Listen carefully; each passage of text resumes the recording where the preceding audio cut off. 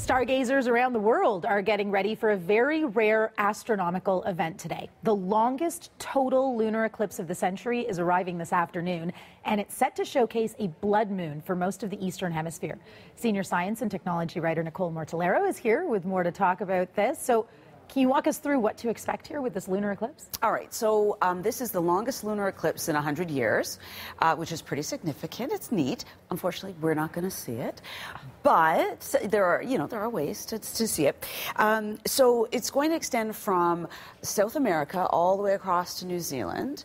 But the best place to see it will be in Africa and Europe and parts of Asia. And that takes place at 3:30, like totality, I should say. It will be 3:30 p.m. ET here. Okay. And that's when the moon goes through Earth's shadow. And there are two shadows. We actually have a penumbra, which is the lighter outer shadow, and the umbra, which is the darker shadow. And that's how we get an eclipse. So the moon passes through that dark shadow, and we actually can see that effect on the moon. Why is it called a blood moon? Yeah. You know, lately, I think through social media, everybody loves these phrases. Yeah. So the blood moon actually refers to the redness of the moon. Mm-hmm. So it can turn, it depends on what the particles are in the air. So what happens is the sun is directly behind Earth, and it refracts that light, it bends it, and the red light is the only color on the spectrum that makes it to the moon, which reflects back to Earth. And it's interesting, if you were standing on the moon, you would see the Earth completely blacked out and then this ring of red around it as through the atmosphere as all the sunrises and all the sunsets are occurring at once. Oh, yeah. Can you imagine? It must be better from that point of view. Exactly. And as you said, so Canadians can't see it from here. But is there another way that we can witness this? There are online sites, and two of the ones that are pretty popular, the Virtual Telescope Project, and also SLOOH, S-L-O-O-H, if you're looking for that. And they're going to show the entire eclipse. And I should say that, you know, Newfoundland kind of is sort of going to get it, but it's going to be the penumbra, which you can't really see, so. Okay. Well, when can Canadians see a lunar eclipse? When's the next one over here? Yes, the next one, unfortunately, we had a year and a half where we had all these great eclipses, and now we're kind of in a dry spell. We had one at the beginning of the year. Next one, January 21st, 2019, and we will be able to see it all. Okay. What else is happening in the skies? Like, if we were to look up tonight, what are we going to see? There's a lot happening, actually. Yes, it's always. Amazing, you know. This is a good month, and of course, it's all about Mars. So right now, today, Mars is at opposition. So that's when Earth directly lies between Mars and the Sun. But then, as you'll see here, this is how it's been moving over the past year. So, and then on Tuesday, you'll be able to see it when it is going to be 57 million kilometers from Earth, which is the closest it's been since 2003. But tonight, as well, when you go out, you can see Mars and the moon together, paired together, about 5 degrees apart, and that's about the width of your 3 fingers. This is not the Hunger Games salute or anything, but 3 fingers apart and at arm's length, and that is amazing. But also, don't forget, you're going to see Saturn and Jupiter in the south. Saturn will be in the south, Jupiter will be in the southwest, and of course Venus is right after sunset, and it's amazing. Yeah, you're selling me on all of this, Nicole. Yes, thanks so much. Now I got plans tonight. Thank you. No Nicole Mortellero joining us here in studio. I'd like to say shalom, giving all praises to Yahawah Shem Shah. Let's give a dumb honors to Elder Jim Mess and honors to the Akim, and peace and blessings to you brothers and sisters that listen to Hopeful Elect. And we're seeing it today, the total lunar eclipse, total blood moon lunar eclipse, man. And they said this is the longest one in a century, all right? And, they explain what a lunar eclipse is when the moon passes in the Earth's shadow. And, when the sun shines off the Earth, and that color that reflects off the moon gives it that crimson, that reddish color, man. And we had a lot of lunar eclipses. I think 2014, 2015, it was the tetranominal etrad. We had 4 blood moons. All right. Then we had the total solar eclipse last year, where the sun crossed out the United States of America. And now we got a total lunar eclipse, the century's longest lunar eclipse. So the Most High has been showing constant signs in the heavens, man. All right, and this time it says that the Earth aligns with the planet Mars, which, you know, we don't really deal with no mythology, but according to the Mars means war, man. Okay, and we've been know that war is coming to America. War is coming to the Earth, man. Okay, there's gonna be some bloody times, man. Evil times, man. All right, I'm a, you know, quick precept. Nothing too long. Quick impromptu. Let me read Genesis chapter 1. Get some quick scriptures, man. It says, Genesis chapter 1, verse 14. And the Most High said, let there be lights in the firmament of the heaven, to divide the day from the night, which is what? The sun and the moon. Okay? And let them, and this is the point, let them be for signs. So the sun and the moon is not only to divide the day from the night, it's also for what? For signs, man. Okay?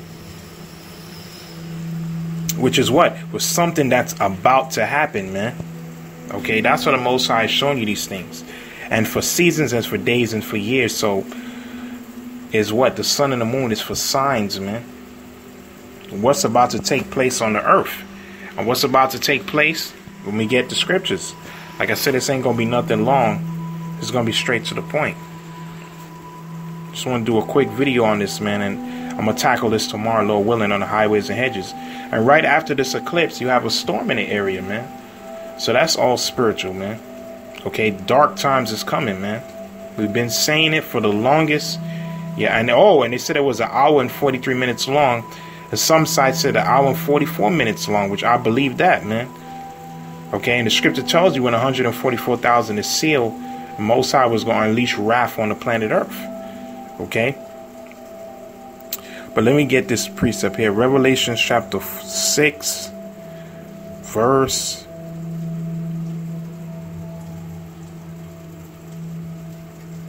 Let me see.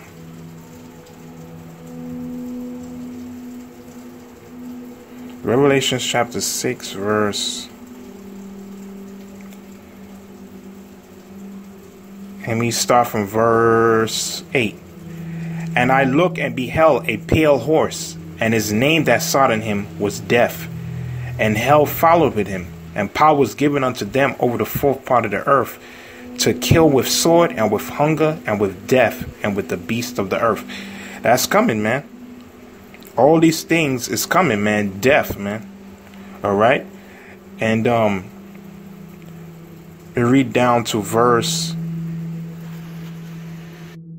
Matter of fact, it's up. Revelation 6 and 4. I'll read this for a while. It says, and there went out another horse that was red, Esau. All right? And power was given to him to sat thereon to take peace from the earth. Because the scripture says he is that sword. All right? Genesis the 27th chapter tells you he was blessed with the sword. And Psalms the 17th chapter tells you that the Most High, the wicked is thy sword. So it's given to him to take peace from the earth, man. Okay, war is coming to the earth, man. Scripture say he gonna come down with great wrath, and knowing that he had but a short time, and that they should kill one another, and there was given to him a great sword, which is that nuclear missile, man. All right, and then I read verse 8 where it says that the pale horse was deaf, and hell followed with him, and power was given unto them over the fourth part of the earth, to kill with the sword, and with hunger, and with death, and with the beasts of the earth. All that's coming, man. All that's coming, man. We got to brace ourselves like I did the video. Got to have a strong mind, man, towards Yahawashi. Okay? Strengthen your mind and your spirit towards Yahawashi, man.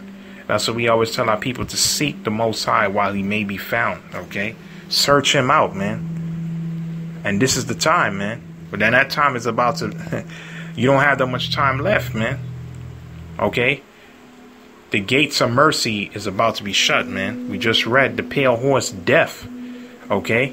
It's coming on this earth. Hunger and sword. Alright? Let me see if I can read a couple of more precepts. Matter of fact, let me get Revelation the 14th chapter.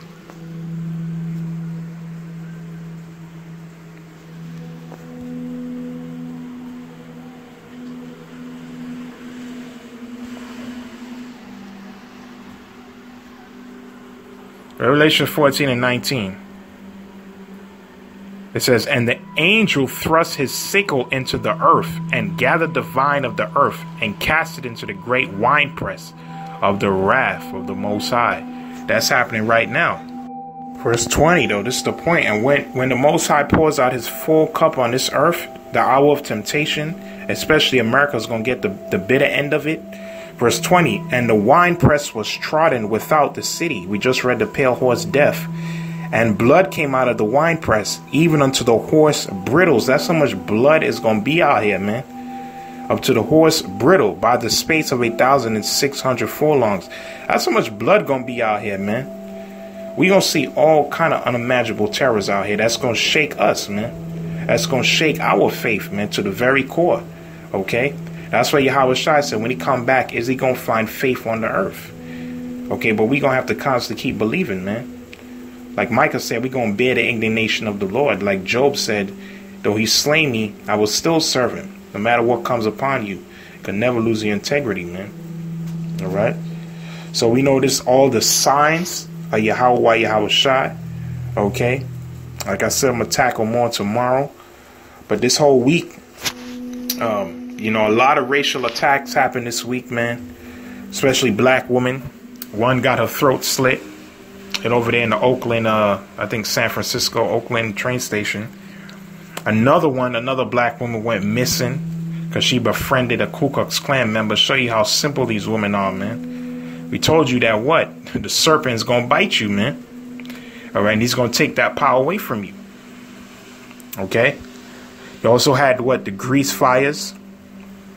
I think over 70 or 80 people are dead.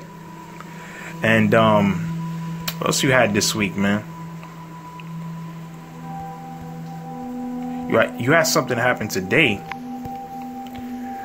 Other than this longest lunar eclipse.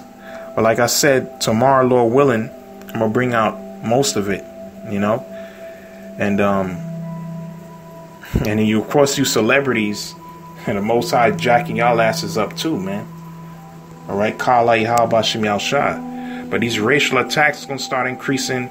The economy going to collapse. Famine, death, man. Hunger, like the scripture says. Pestilences. Okay? The scripture says that pride is going to cease from out here, man. So, like, we got the advantage over these people. We know the name of Yahawashi Shah. And let's keep pushing this word into the end. I'm going to read this last scripture. Joel chapter 2.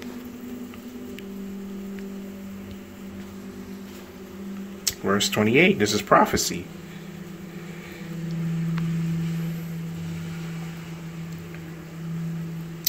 And it shall come to pass after that I will pour out my spirit upon all flesh, and your sons and your daughters shall prophesy, your old men shall dream dreams, your young men shall see visions. And that's all over the internet. Okay, you could look up all day and people having dreams of famine, martial law, the chip, World War III. Okay, like we said, war is coming, man. Okay, these are signs in the heavens, and we got to pay attention to it. All right, and also upon the servants, upon the handmaids, in those days will I pour out my spirit. So everybody getting dreams and visions. Okay, Israelites, Edomites, Elamites, Most High pouring out the spirit upon all flesh. People seeing that we're living in the end times. But of course, salvation is only for what? The lost sheep of the house of Israel, the elect of the Israelites. Our redemption is nigh. Read on down. And I will show wonders in the heavens, like today, the longest lunar blood moon eclipse, man. And in the earth, blood and fire and pillars of smoke. The sun shall be turned into darkness. That happened last year, the solar eclipse. And the moon into blood, like today. Okay, it wasn't visible on our side of the earth, but it was visible on the east. Okay? So it says what? The sun shall be turned into darkness and the moon into blood before the great and terrible day of Yahawashi shall come. And that great and terrible day we just read is coming, man. Yahawashi is right around the corner. Okay? So that's why the Yahawashi said, blessed is that servant when his Lord find that he find him what? Doing what? The work. All right? Matter of fact, let me see if I can find that precept.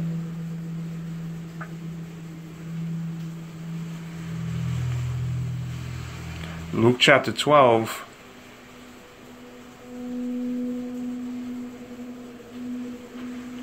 verse 42.